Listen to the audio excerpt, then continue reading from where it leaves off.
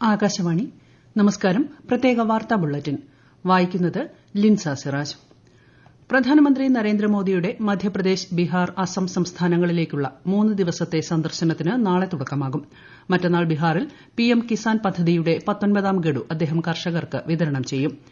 പ്രധാനമന്ത്രി നരേന്ദ്രമോദിയുടെ പ്രതിമാസ റേഡിയോ പ്രഭാഷണ പരിപാടി മൻ കി ബാത് നാളെ രാവിലെ 11-ന്. പരിപാടിയുടെ 119ാം പതിപ്പാണിത്. ആകാശവാണിയുടെയും ദൂരദർശന്റെയും എല്ലാ ശൃംഖലകളിലും പരിപാടി ലഭ്യമാകും.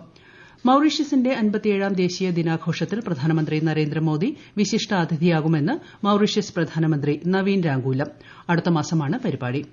സാങ്കേതിക വിദ്യയുടെ സാധ്യതകൾ വർദ്ധിച്ചതായും സാങ്കേതിക വിദ്യയാൽ നയിക്കപ്പെടുന്ന ഭാവിയാണ് വരാൻ പോകുന്നതെന്നും കേന്ദ്ര ധനമന്ത്രി നിർമ്മല സീതാരാമൻ. കോട്ടയം ഐഐഐടിയുടെ 6ാമത് ബിരുദദാന ചടങ്ങിൽ സംസാരിക്കുകയായിരുന്നു അവർ. കേരളത്തിന്റെ ഐടി മേഖലയുടെ വളർച്ചയ്ക്ക് ആവശ്യമായ പുതിയ ആശയങ്ങളും പിന്തുണയും ഇൻവെസ്റ്റ് കേരള ആഗോള നിക്ഷേപ ഉച്ചകോടിയുടെ ഭാഗമായ ഐടി റൌണ്ട് ടേബിളിൽ നിന്ന് ലഭിച്ചതായി മുഖ്യമന്ത്രി പിണറായി വിജയൻ പറഞ്ഞു. കേരളത്തിലെ അടിസ്ഥാന സൌകര്യ വികസനത്തിലുള്ള വിശ്വാസമാണ് നിക്ഷേപം വർദ്ധിപ്പിക്കാൻ കാരണമായതെന്ന് ധനമന്ത്രി കെ എൻ ബാലഗോപാൽ സമാപന സമ്മേളനത്തിൽ പറഞ്ഞു. കേരളം സഹകരണ ഫെഡറലിസത്തിന്റെ ഉത്തമ ഉദാഹരണമാണെന്ന് കേന്ദ്ര സഹമന്ത്രി ജോർജ് കുര്യൻ അഭിപ്രായപ്പെട്ടു. 374 കമ്പനികൾ കേരളത്തിൽ നിക്ഷേപം നടത്താൻ താൽപര്യം അറിയിച്ചതായി മന്ത്രി പി രാജീവ് വ്യക്തമാക്കി.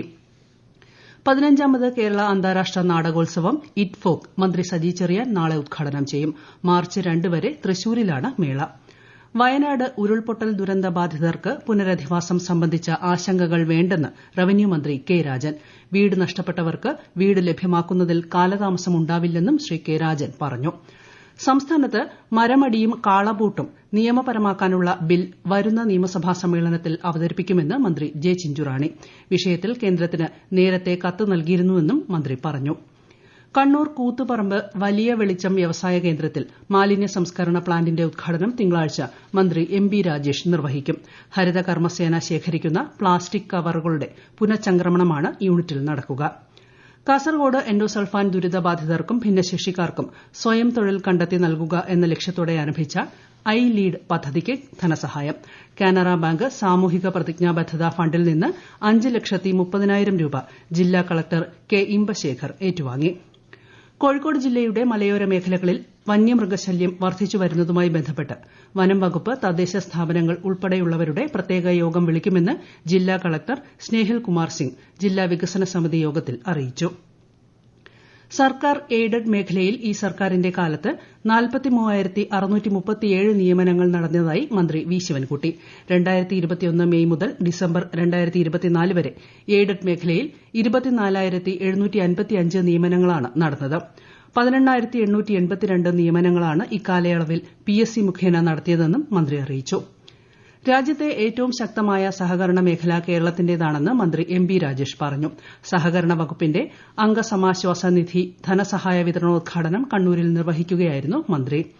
സംസ്ഥാനത്തെ 28 തദ്ദേശ വാർഡുകളിൽ മറ്റന്നാൾ നടക്കുന്ന വോട്ടെടുപ്പിനുള്ള ഒരുക്കങ്ങൾ പൂർത്തിയായതായി സംസ്ഥാന തെരഞ്ഞെടുപ്പ് കമ്മീഷണർ എ ഷാജഹാൻ. രാവിലെ 7 മണി മുതൽ വൈകുന്നേരം 6 മണി വരെയാണ് വോട്ടെടുപ്പ്.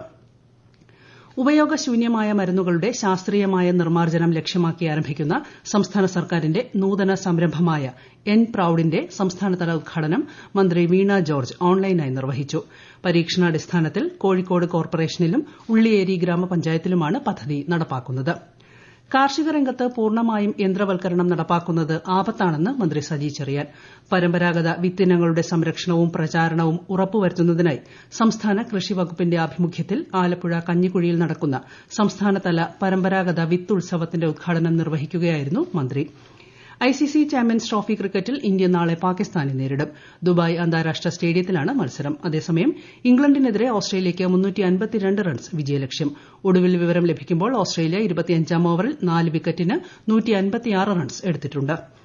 ISL ഫുട്ബോളിൽ കേരള ബ്ലാസ്റ്റേഴ്സ് FC ഗോവ മത്സരം പുരോഗമിക്കുന്നു. ഗോവയിലാണ് മത്സരം. ഇന്ന് നടന്ന ആദ്യ മത്സരത്തിൽ ഈസ്റ്റ് ബംഗാൾ പഞ്ചാബ് FCയെ 3-1 പരാജയപ്പെടുത്തി. ഇസ്രായേൽ ഹമാസ് വെടിനിർത്തൽ കരാറിന്റെ ഭാഗമായി 6 പേരെ ഹമാസ് വിട്ടയച്ചു. പകരമായി 600-ലധികം പലസ്തീൻ തടവുകാരെ ഇസ്രായേൽ മോചിപ്പിക്കുമെന്ന് അന്താരാഷ്ട്ര മാധ്യമങ്ങൾ റിപ്പോർട്ട് ചെയ്തു. തെലങ്കാനയിൽ തുരങ്കത്തിൽ കുടുങ്ങിയ തൊഴിലാളികളെ രക്ഷിക്കാനുള്ള ശ്രമങ്ങൾ പുരോഗമിക്കുന്നു. നാഗർകുർണൂലിൽ ഇന്ന് രാവിലെയാണ് നിർമ്മാണ പ്രവർത്തനങ്ങൾ നടക്കുന്ന തുരങ്കത്തിന്റെ മേൽക്കൂര തകർന്ന് 13 കിലോമീറ്റർ ഉള്ളിലായി 8 പേർ കുടുങ്ങിയത്. മഹാരാഷ്ട്രയിലെ ജാൽന ജില്ലയിൽ ഇന്ന് രാവിലെയുണ്ടായ അപകടത്തിൽ 5 തൊഴിലാളികൾ മരിച്ചു. തൊഴിലാളികൾ ഉറങ്ങിക്കിടന്നിരുന്ന ഷെഡിലേക്ക് ലോറി ഡ്രൈവർ മണൽ ഇറക്കിയതിനെ തുടർന്നാണ് സംഭവം. പ്രത്യേക വാർത്താ ബുള്ളറ്റിൻ കഴിഞ്ഞു. അടുത്ത വാർത്താ പ്രക്ഷേപണം നാളെ രാവിലെ 6:45-ന്.